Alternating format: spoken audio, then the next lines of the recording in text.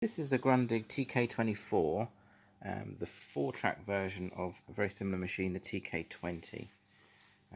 This one's pretty nice condition. I think this one was quite cheap. I think I paid 20 quid for it, something like that. Anyway, a lot more difficult to work on because it's so compact. Quite a nice, neat little machine. It was playing in the previous video I did with running through a Grundig radio. It records and plays back quite well. I haven't quite got the Magic Eye calibrated correctly, I think, is the only issue with it. But yeah, it plays back. It's pretty much like a very slimmed down version of something like a TK5, TK8. The controls are similar,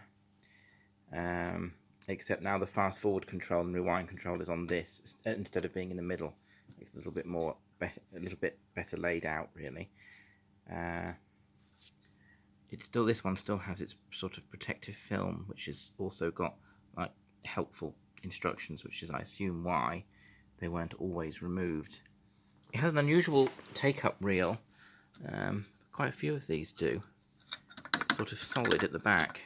I don't know whether they've done that for ease of manufacture. This is your 4-track selector. It's missing the plastic cover. You press down and you switch between the 4 tracks. So you can play in the D position. You could play back stereo tapes in mono. It's not a bad sounding machine. It's got its lid. The catch needs a bit of repair, but it's okay now. Quite a nice little machine. I'll give you a demonstration of it playing.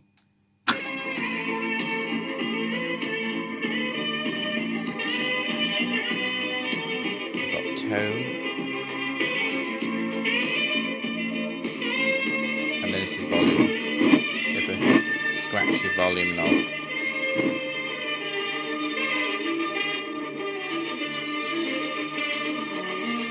Until that day, my life had been a river following a sacred destinated course. Suddenly detouring so unexpectedly, with uncompromising force. My struggles broke down all too easily. I remember well how it embarrassed me. You've got the ports on the back, and I think that's a grounding post. But yeah, so just a bit of a scratchy volume control. Oh, and you pull that up to mute the internal speaker.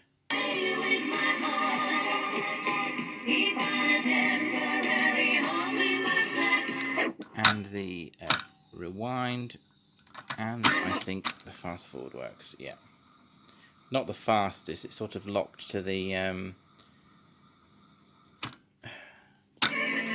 rollers inside, the idlers inside.